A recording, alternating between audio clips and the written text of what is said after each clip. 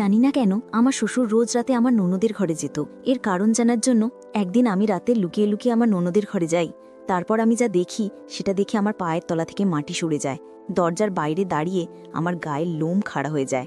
আমি বাইরে দাঁড়িয়ে দাঁড়িয়ে দেখি আমার শ্বশুর আমার ননদের সাথে। আমি লোকের মুখে শুনেছিলাম যে বিয়ের পর মেয়েদের জীবন খুব কঠিন হয়ে যায়, মেয়েরা পর হয়ে যায়, আর যে বাড়িতে তারা বউ হয়ে যায় সেখানে তাদের বাড়ির মেয়ের মতন ভালোবাসা দেওয়া হয় না। তবে এই ব্যাপারে আমি খুব ভাগ্যবতী ছিলাম। আমি খুব ভালো শ্বশুরবাড়ি পেয়েছিলাম। আমার শ্বশুরবাড়িতে মাত্র ৩ জন লোক ছিল, আমার স্বামী, আমার শ্বশুর আর আমার ননদ। আমার শ্বশুরমশাই খুব ভালো ছিলেন। তিনি খুব নরম মেজাজের ছিলেন। উনি খুব কম কথা বলতেন, আর যখনই কথা বলতেন খুব আস্তে আস্তে কথা বলতেন। ওনাকে আমি কখনো জোরে কথা বলতে শুনিনি। আজ আমি তাড়াতাড়ি রান্নাবান্না সব শেষ করে আমার স্বামী বাড়ি ফেরার অপেক্ষায় বসেছিলাম। হঠাৎ খুব জোরে বৃষ্টি শুরু হয়। আমার চিন্তা হতে থাকে যে আমার স্বামী ঠিক মতন বাড়ি আসতে পারবে কিনা। তখন খুব জোরে বিদ্যুৎ চমকাচ্ছিল। আমার বিদ্যুৎ চমকানো খুব ভয় লাগে। আমার বিয়ের পরেই প্রথম এত জোরে বৃষ্টি আর বিদ্যুৎ চমকায়। আমি ভেবেছিলাম যে বিয়ের পর প্রথম যেদিন বৃষ্টি হবে সেদিন আমি আমার স্বামীর সাথে খুব এনজয় করব, কিন্তু তা আর হলো না। কিছুক্ষণ পর আমার স্বামী আমাকে ফোন করে জানায় যে রাস্তায় খুব জল জমে গেছে, তাই সে আজ রাতে বাড়ি ফিরতে পারবে না। আজ রাতটা সে তার অফিসে কাটাবে। এটা শুনে আমি একটু ঘাবড়ে যাই। আমি গিয়ে আমার শ্বশুরমশাইকে জানাই যে আদিত্য আজ বাড়ি আসতে পারবে না। বাবা বলেন, কোনো ব্যাপার নয় বৌমা, তুমি নিজের ঘরে গিয়ে শুয়ে পড়ো। আমি আমার ঘরে চলে আসি, কিন্তু একা একা ঘরে আমার খুব ভয় করছিল। বাইরে জোরে জোরে বিদ্যুৎ চমকাচ্ছিল। আমি ঘরের এক কোনায় জড়সড় হয়ে বসেছিলাম। বিদ্যুতের আওয়াজে আমার খুব ভয় লাগে। সারা রাত আমি এভাবে একা কি করে কাটাবো? হঠাৎ আমার মাথায় একটা বুদ্ধি আসে। আমি ভাবি, আমি যদি আজ রাত্রে আমার ননদ অর্পিতার ঘরে গিয়ে কাটাই তাহলে কেমন হয়? সেও তো তার ঘরে একা আছে, ভালোই হবে। আমরা দুজনে গল্প করতে করতে রাতটা কাটিয়ে ফেলবো। এই ভেবে আমি আস্তে আস্তে ঘর থেকে বেরিয়ে আসি।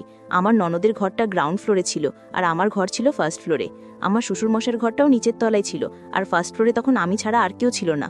চারিদিকটা খুব শুনশান লাগছিল। ঝড় বৃষ্টির কারণে কারেন্টও চলে গেছিল, তাই ফ্লোরটা খুব অন্ধকার ছিল। আমি আস্তে আস্তে পা টিপে টিপে সিঁড়ি দিয়ে নিচে নামতে শুরু করলাম। আমার গায়ে কাঁটা দিচ্ছিল। কোনো রকমে আমি সিঁড়ি ভেঙে গ্রাউন্ড ফ্লোরে এসে পৌঁছি আর আমার ননদের ঘরের দিকে চলে যাই। তার ঘরের দরজাটা ভেতর থেকে বন্ধ ছিল না, তাই আমি খুব সহজেই সেটা খুলে ফেলি আর ভেতরে ঢুকে পড়ি। ঘরের ভেতরে আমি যা দৃশ্যটা দেখি সেটা দেখে আমার চোখ কপালে উঠে যায়। প্রথমে আমার বিশ্বাস হয় না, মনে হয় আমি ঠিক দেখছি তো, কিন্তু এটাই বাস্তব। আমার ননদ ফুপিয়ে ফুপিয়ে কাঁদছিল। তার কান্নার আওয়াজ আমার কানে আসে। সে কাঁদতে কাঁদতে আমার শ্বশুরের হাত থেকে নিজেকে বাঁচানোর চেষ্টা করছিল। তখন আমার শ্বশুরকে দেখে আমার একটা পিশাচ মনে হচ্ছিল, যে আমার ননদের উপর অত্যাচার করছে। আমি ভাবি, একজন বাবা তার মেয়ের সাথে এমনটা কি করে করতে পারে? অনেক বছর হলো আমার শাশুড়ি মা মারা গেছেন। কে জানে আমার ননদের উপর কবে থেকে এই অত্যাচার চলছে। আজ আমি বুঝতে পারি যে আমার ননদ কেন সবসময় চুপচাপ আর ভয় ভয় থাকে। আমার নাম ঋতিকা। 4 মাস হলো আমি বিয়ে করেই বাড়িতে এসেছি। আমার স্বামী আমাকে একটা বিয়ের বাড়িতে দেখেছিল, আর আমাকে দেখেই তার পছন্দ হয়ে যায়। তারপর সে বিয়ের প্রস্তাব নিয়ে আমার বাড়িতে আসে। আমার বাবা মা আদিত্যের ব্যাপারে খোঁজখবর নিয়ে জানতে পারে যে তার একটা নিজস্ব ব্যবসা আছে, তার নিজের বাড়িও আছে, আর তার পরিবার খুব ছোট। আমার বাড়ির লোকেরা এই বিয়েতে রাজি হয়ে যায়।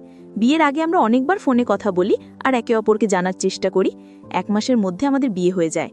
বিয়ের আগে আমি লোকের মুখে শুনেছিলাম যে বিয়ের পর মেয়েদের জীবন খুব কঠিন হয়ে যায়, মেয়েরা পর হয়ে যায়, আর যে বাড়িতে তারা বউ হয়ে যায় সেখানে তাদের বাড়ির মেয়ের মতন ভালোবাসা দেওয়া হয় না। তবে এই ব্যাপারে আমি খুব ভাগ্যবতী ছিলাম। আমি খুব ভালো শ্বশুরবাড়ি পেয়েছিলাম। আমার শ্বশুরবাড়িতে মাত্র 3 জন লোক ছিল, আমার স্বামী, আমার শ্বশুর আর আমার ননদ। আমার শ্বশুরমশাই খুব ভালো ছিলেন। তিনি খুব নরম মেজাজের ছিলেন। উনি খুব কম কথা বলতেন, আর যখনই কথা বলতেন খুব আস্তে আস্তে কথা বলতেন। ওনাকে আমি কখনো জোরে কথা বলতে শুনিনি। আজ আমি তাড়াতাড়ি রান্নাবান্না সব শেষ করে আমার স্বামী বাড়ি ফেরার অপেক্ষায় বসেছিলাম। হঠাৎ খুব জোরে বৃষ্টি শুরু হয়। আমার চিন্তা হতে থাকে যে আমার স্বামী ঠিক মতন বাড়ি আসতে পারবে কিনা। তখন খুব জোরে বিদ্যুৎ চমকাচ্ছিল। আমার বিদ্যুৎ চমকানো খুব ভয় লাগে। আমার বিয়ের পরেই প্রথম এত জোরে বৃষ্টি আর বিদ্যুৎ চমকায়। আমি ভেবেছিলাম যে বিয়ের পর প্রথম যেদিন বৃষ্টি হবে সেদিন আমি আমার স্বামীর সাথে খুব এনজয় করব, কিন্তু তা আর হলো না। কিছুক্ষণ পর আমার স্বামী আমাকে ফোন করে জানায় যে রাস্তায় খুব জল জমে গেছে, তাই সে আজ রাতে বাড়ি ফিরতে পারবে না। আজ রাতটা সে তার অফিসে কাটাবে। এটা শুনে আমি একটু ঘাবড়ে যাই। আমি গিয়ে আমার শ্বশুরমশাইকে জানাই যে আদিত্য আজ বাড়ি আসতে পারবে না। বাবা বলেন, কোনো ব্যাপার নয় বৌমা, তুমি নিজের ঘরে গিয়ে শুয়ে পড়ো। আমি আমার ঘরে চলে আসি, কিন্তু একা একা ঘরে আমার খুব ভয় করছিল। বাইরে জোরে জোরে বিদ্যুৎ চমকাচ্ছিল। আমি ঘরের এক কোনায় জড়সড় হয়ে বসেছিলাম। বিদ্যুতের আওয়াজে আমার খুব ভয় লাগে। সারা রাত আমি এভাবে একা কি করে কাটাবো? হঠাৎ আমার মাথায় তো বুদ্ধি আসে। আমি ভাবি আমি যদি আজ রাতে আমার ননদ অর্পিতার ঘরে গিয়ে কাটাই তাহলে কেমন হয়। সেও তো তার ঘরে একা আছে, ভালোই হবে, আমরা দুজনে গল্প করতে করতে রাতটা কাটিয়ে ফেলবো। এই ভেবে আমি আস্তে আস্তে ঘর থেকে বেরিয়ে আসি। আমার ননদের ঘরটা গ্রাউন্ড ফ্লোরে ছিল আর আমার ঘর ছিল ফার্স্ট ফ্লোরে। আমার শ্বশুরমশার ঘরটাও নিচের তলায় ছিল। আর ফার্স্ট ফ্লোরে তখন আমি ছাড়া আর কেউ ছিল না। চারিদিকটা খুব শুনশান লাগছিল। ঝড় বৃষ্টির কারণে কারেন্টও চলে গেছিল, তাই ফ্লোরটা খুব অন্ধকার ছিল। আমি আস্তে আস্তে পা টিপে টিপে সিঁড়ি দিয়ে নিচে নামতে শুরু করলাম। আমার গায়ে কাঁটা দিচ্ছিল। কোনো রকমই আমি সিঁড়ি ভেঙে গ্রাউন্ড ফ্লোরে এসে পৌঁছি আর আমার ননদের ঘরের দিকে চলে যাই। তার ঘরের দরজাটা ভেতর থেকে বন্ধ ছিল না, তাই আমি খুব সহজেই সেটা খুলে ফেলি আর ভেতরে ঢুকে পড়ি। ঘরের ভেতরে আমি যে দৃশ্যটা দেখি সেটা দেখে আমার চোখ কপালে উঠে যায়। প্রথমে আমার বিশ্বাস হয় না, মনে হয় আমি ঠিক দেখছি তো, কিন্তু এটাই বাস্তব। আমার ননদ ফুপিয়ে ফুপিয়ে কাঁদছিল, তার কান্নার আওয়াজ আমার কানে আসে। সে কাঁদতে কাঁদতে আমার শ্বশুরের হাত থেকে নিজেকে বাঁচানোর চেষ্টা করছিল। তখন আমার শ্বশুরকে দেখে আমার একটা পিশাচ মনে হচ্ছিল যে আমার ননদের উপর অত্যাচার করছে। আমি ভাবি একজন বাবা তার মেয়ের সাথে এমনটা কি করে করতে পারে। অনেক বছর হলো আমার শাশুড়ি মা মারা গেছেন, কে জানে আমার ননদের উপর কবে থেকেই অত্যাচার চলছে। আজ আমি বুঝতে পারি যে আমার ননদ কেন সবসময় চুপচাপ আর ভয়ে ভয়ে থাকে। উনি ভাবেনি যে রাতের বেলায় এই সময় আমি অর্পিতার ঘরে আসতে পারি। উনি ভেবেছিলেন রোজগার মতন আমি আমার ঘরেই থাকব। আমাকে দেখে উনি ঘাবড়ে গিয়ে বলেন, বোমা, তুমি এখন এখানে? কোনো দরকার আছে? আমি তাড়াতাড়ি গিয়ে অর্পিতার হাতটা ধরে তাকে ওখান থেকে সরিয়ে ফেলি আর নিজে আমার শ্বশুরের সামনে গিয়ে দাঁড়াই। আমি বলি, আপনার লজ্জা করে না আপনার মেয়ের সাথে এমন কাজ করতে? আপনি তো বাবা নামের একটা কলঙ্ক। আপনার মতন বাবা যেন কোনো মেয়ে কখনো না পায়। অর্পিতা যখন আমার পিছু পিছনে দাঁড়িয়ে দাঁড়িয়ে কাঁদছিল, আমার শ্বশুরমশাই বলেন, বৌমা, তোমার কোথাও ভুল হচ্ছে। অর্পিতা নিশ্চয়ই আমার বিরুদ্ধে কান ভেঙেছে, তাই তুমি আমাকে ভুল বুঝছ। আমি বলি, আপনি তো খুব নির্লজ্জ মানুষ দেখছি। এত বড় পাপ করেও আপনি গলাবাজি করছেন। আমি সবটা নিজের চোখে দেখেছি। আপনি এক্ষুনি এ ঘর থেকে বেরিয়ে যান, নইলে আমি পুলিশকে ফোন করব। পুলিশের কথা শুনে তিনি একটু ভয় পান আর চুপচাপ ঘর থেকে বেরিয়ে যান। উনি ঘর থেকে চলে যাওয়ার পর আমি গিয়ে ঘরের দরজাটা বন্ধ করে দিই। তারপর আমি এসে অর্পিতাকে জড়িয়ে ধরি। অর্পিতা আমার বুকে মাথা রেখে খুব কাঁদে। এতদিন ওর ওপর অনেক অত্যাচার হয়েছে, এটা ওর কষ্টের কান্না। আমি ওকে কিছুক্ষণ কাঁদতে দিই। তারপরও নিজে থেকেই বলে, আমার যখন 11 বছর ছিল তখন আমার মায়ের বিয়ে এই লোকটার সাথে হয়েছিল। অর্পিতার কথা শুনে আমি অবাক হয়ে জিজ্ঞেস করি, তুমি আমার শ্বশুর শাশুড়ির নিজের মেয়ে? না, আমার নিজের বাবা বিয়ের কয়েক বছর পর আমার মাকে ডিভোর্স দিয়ে দেয় আর আমাকেও আমার মায়ের দায়িত্বে রেখে চলে যায়। আমার মা আমার দায়িত্ব নিতে চায়নি। মা ভেবেছিল যে একা হাতে আমাকে বড় করা খুব কঠিন হবে। আমার কারণে মাকে সারা জীবন একা থাকতে হবে। সে আমার জন্য দ্বিতীয় বিয়ে করতে পারবে না। কিন্তু ভাগ্যবশত আমার মায়ের বিয়ে তোমার শ্বশুরমশাইয়ের সাথে হয়ে যায়। তিনি আমাকেও মেনে নেন আর আমার মায়ের সাথে সাথে আমারও খুব খেয়াল রাখতেন। কিন্তু কিছুদিন পর আমি বুঝতে পারি যে আমার সৎ বাবার আসল উদ্দেশ্যটা কি। আমার যখন 12 বছর বয়স ছিল তখন আমি ঠিক ভুলটা বুঝতে শিখেছিলাম। তখন আমি আস্তে আস্তে বুঝতে পারি যে আমার সৎ বাবা আমাকে কি চোখে দেখেন। তিনি আমাকে ভুল জায়গায় ছোতেন। আমি আমার মাকে এই ব্যাপারে কিছু বলি না, কারণ আমি চাই না আমার কারণে মায়ের আবার বিয়ে ভেঙে যাক। আমি সবকিছু মুখ বুঝে সহ্য করতে থাকি।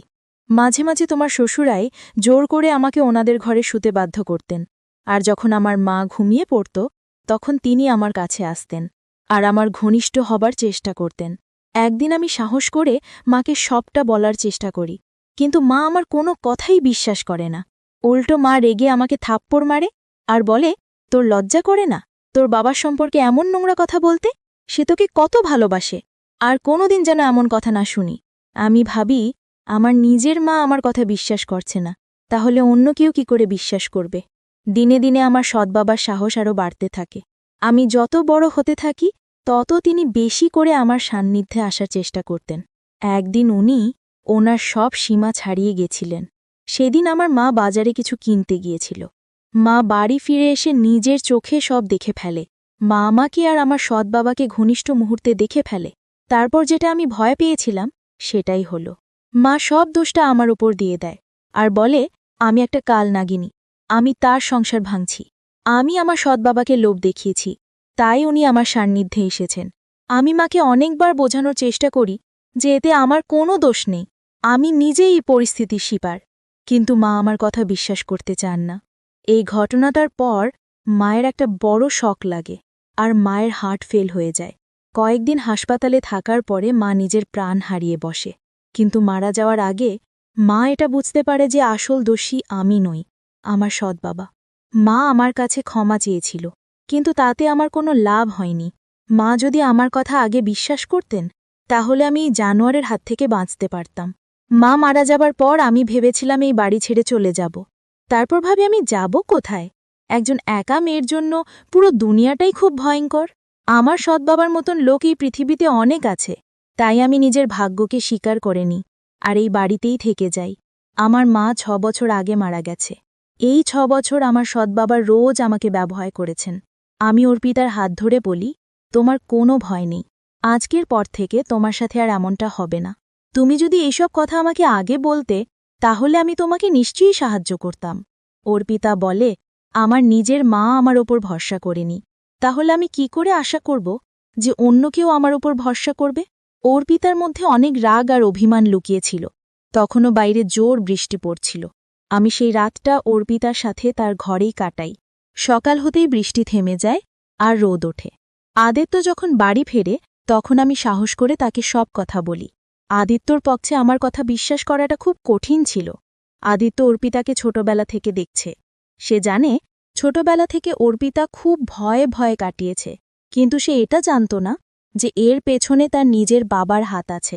আদিত্য তার বাবার সাথে কথা বলতে ওনার ঘরে যান। ঘরে গিয়ে দেখেন উনি বিছানায় শুয়ে আছেন। আদিত্য তার বাবাকে ডাকে, কিন্তু তিনি কোনো সাড়া দেন না। সে বাবার গায়ে হাত দেয়, তারপর দেখে যে তার বাবার গোটা শরীর বরফের মতন ঠান্ডা। আদিত্য সঙ্গে সঙ্গে ডাক্তারকে ডেকে পাঠান। ডাক্তার এসে বলেন যে আদিত্যর বাবা মারা গেছেন। উনি বুঝতে পেরেছিলেন যে এবার ওনার সত্যিটা ওনার ছেলে জেনে যাবে। উনি ওনার ছেলের মুখোমুখি হতে ভয় পেয়েছিলেন।